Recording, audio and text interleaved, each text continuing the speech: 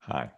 We're going to start a discussion of bonds, and I hope you'll be following along in the class notes on bond basics. I'm going to be pulling them up in just a little bit to start talking about that and referring to some of the things that are there in bonds. First of all, a bond is simply a loan. It's an IOU. Somebody has borrowed money from somebody else. Whoever owns the bond has lent out some money. Whoever issued the bond, well, they have borrowed some money. And the bond is a promise to make specified payments to the bondholder from the bond issuer. The few terms that we need to be aware of is, first of all, the term maturity. Bonds have a maturity, not like stocks. Stocks have no maturity. They will go on forever. But a bond does have a maturity. It's a day at which the loan is paid off. Hopefully, if you borrow money, you're going to pay it off at some point in time, and that is the maturity on the bond.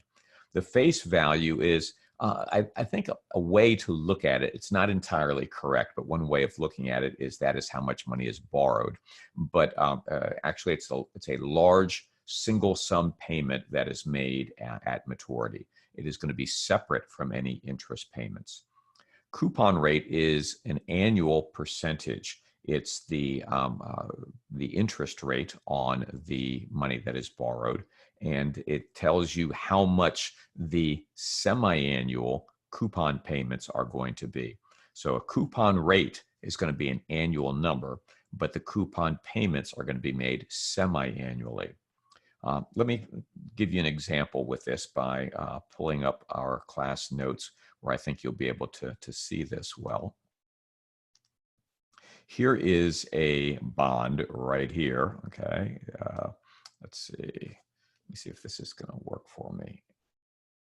Okay, so here's a bond right there, and this particular bond, that's the timeline on the bottom, and these are the cash flows on the top.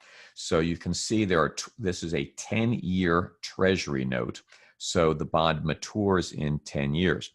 But all the bonds that we're going to be looking at that make coupon payments make their coupon payments semi-annually, once every 6 months. So this first coupon payment at time 1 is going to be after 6 months. Time 0 is right now. Time 1 is in 6 months. Time 2 is in 1 year. Time 3 is in 18 months. 4 is in 2 years, etc. So time 20 is in 10 years. Now, this particular bond has a $10,000 face value. That means at maturity, the bondholder will receive $10,000. The coupon rate is 7%. That means the bondholder will each year receive in coupon payments, which are the same. Coupon payments, interest payments are the same thing. So the bondholder will receive coupon payments equal to 7% of the face value.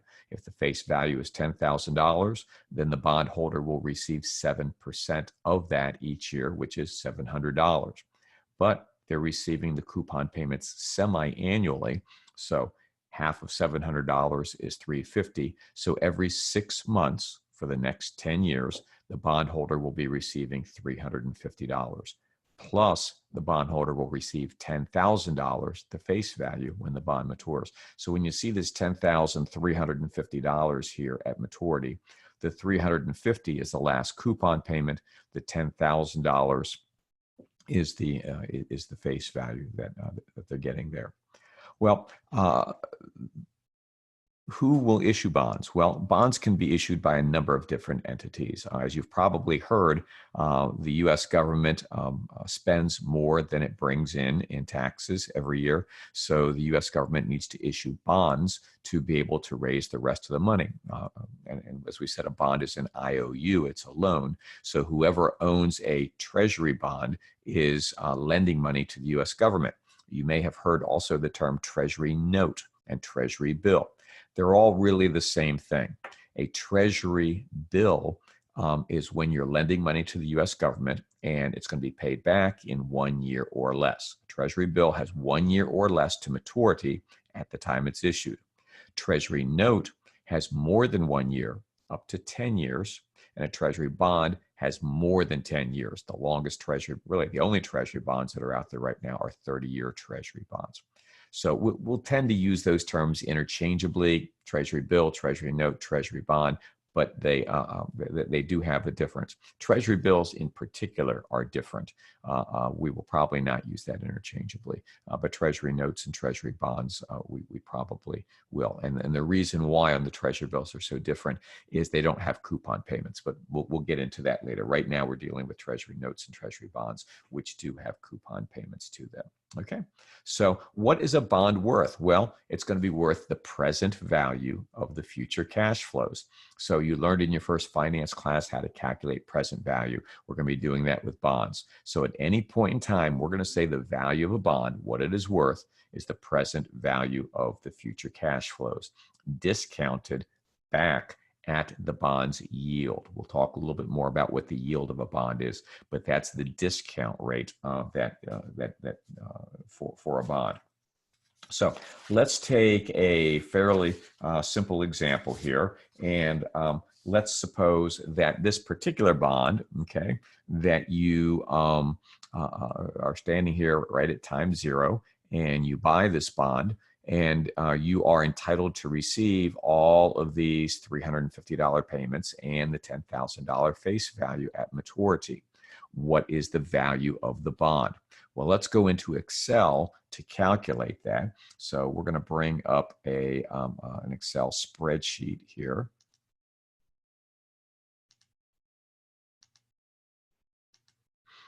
And what we're going to do to calculate the price of the bond is the present value of the future cash flows. So we're going to say equals, I'll put in here equals PV for present value. We're going to put in the left parenthesis, left bracket, go to the function wizard. And what we put in for rate is going to be the yield on the bond. Specifically, it's going to be the semi-annual yield. Now, the yield on a bond, for our purposes right now, you can think of this as what are interest rates in the economy. They change all the time, right? Interest rates last year are not necessarily the same as interest rates today. Interest rates a year from now may be different. So the rate we put in here is always going to be where are interest rates currently in the economy. Technically, it's the yield on the bond. For right now, those are pretty much the same thing. But it needs to be a semi-annual number because bonds always do the coupon payments semi-annually.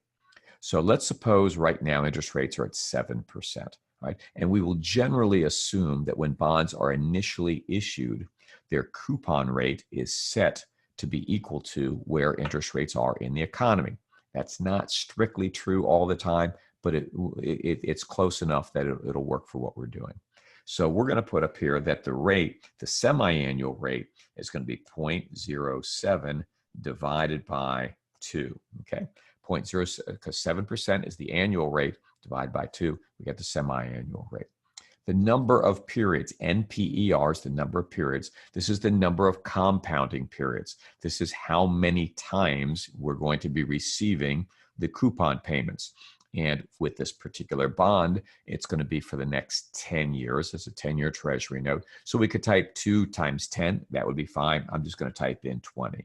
There are 20 semi-annual periods where we're going to be receiving this.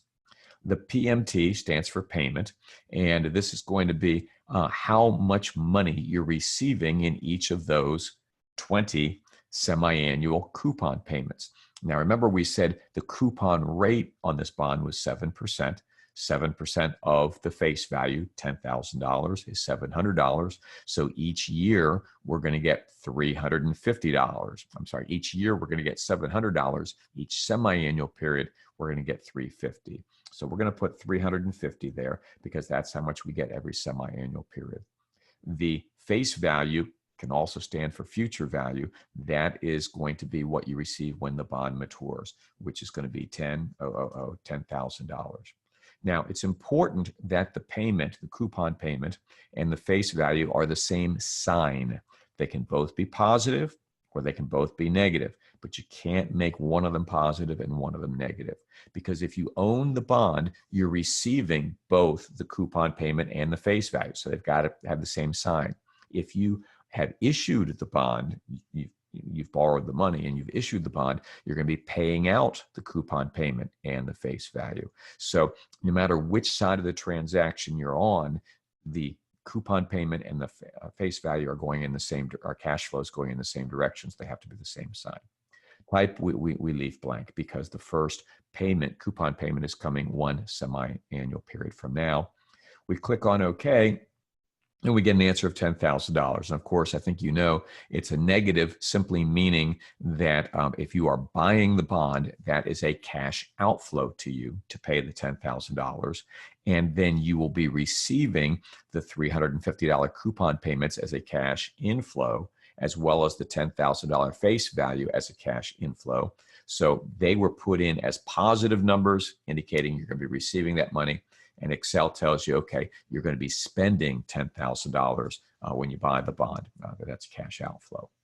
All right, well, that sounds great, that the value of the bond is $10,000. What happens if we hold this bond for 2 years and we receive 4 semi-annual coupon payments during that period of time? So 4 different times, 4 different times, we're going to be receiving $350.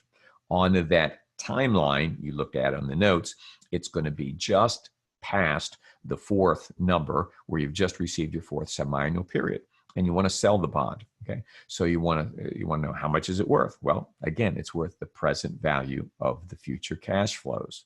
So the remaining cash flows are still $350 right here. That's going to be every 6 months, and $10,000 that you're going to get at maturity.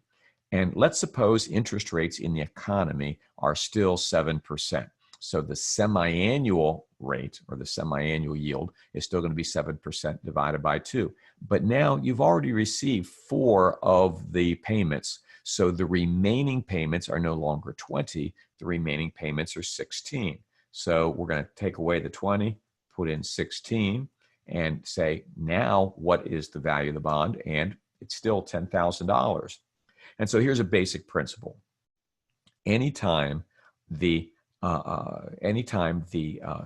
yield on the bond or interest rates in the economy are equal to the coupon rate, the bond's price will be equal to its face value. Okay, so this 7% right there, okay, that is up there not because it's the coupon rate. It's there because that is the yield on the bond, which is the same thing as interest rates in the economy. So when interest rates in the economy, when the yield on the bond happens to be equal to the coupon rate, then the price of the bond, which is what Excel calculated for us, will be equal to the face value of the bond. And it doesn't matter how many time periods you've got left. If we have only 10 time periods left, that's going to be true. So no matter what number we put up there, it's going to be true. So let's go back to where we've got 16 semi-annual periods left.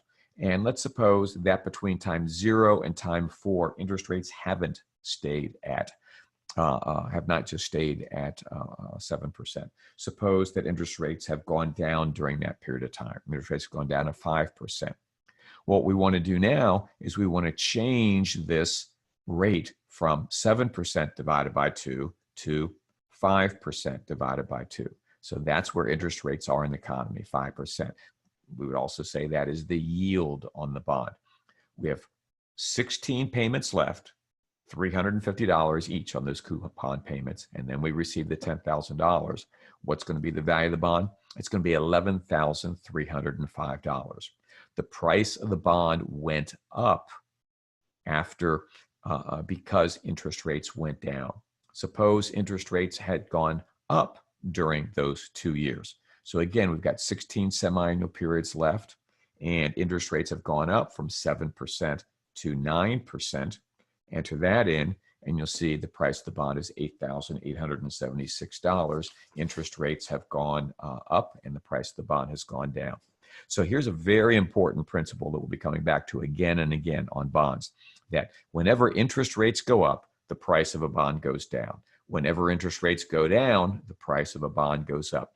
The bond's yield and its price, which is what interest rates are, the bond's yield and its price move in opposite directions.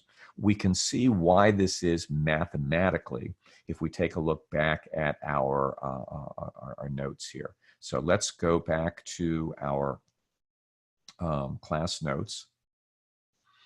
And when we see the formula, the math formula for a bond, we see that the price of the bond is going to be equal to the coupon payments of $350 times 1 over R, where R is going to be the semi-annual yield, minus 1 over R times 1 plus R to the T. T is the number of semi-annual periods that are remaining, plus the present value of the face value, which is the $10,000 in this case, divided by 1 plus R, semi-annual yield raised to the T power.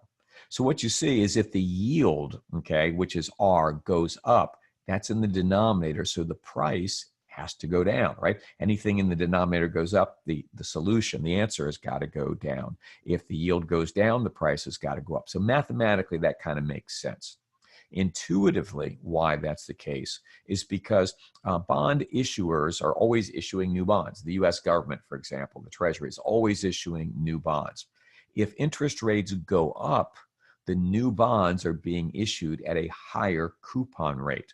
And so if interest rates go up, then the value of your bond is going to be going down because your bond is paying a lower coupon rate than what new bonds are being issued at. If interest rates go down, your bond is still paying the same coupon rate it was when it was issued, which is higher than these new bonds coupon payments are going to be. And as a result, your bond having a higher coupon payment is going to be able to sell at a higher rate, what we call selling it at a selling it at a premium.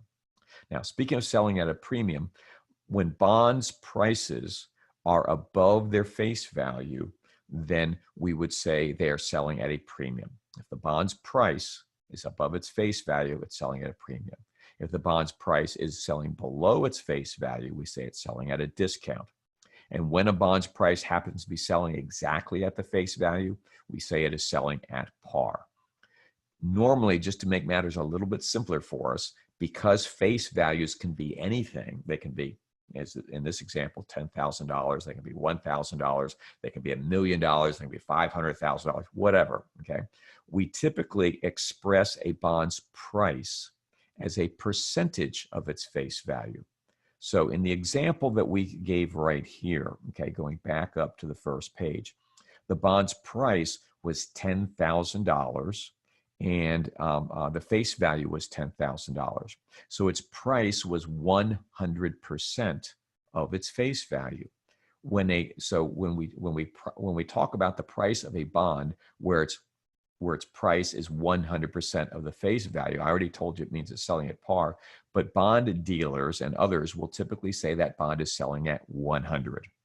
Now, this will make life a lot easier for us. It's as though the face value of the bond was just a nice 100, where we don't need to worry about what it is. If a bond's price is quoted at 100, it means the price is 100% of the face value. If the bond's face value is $1 million, then the bond's price is also $1 million.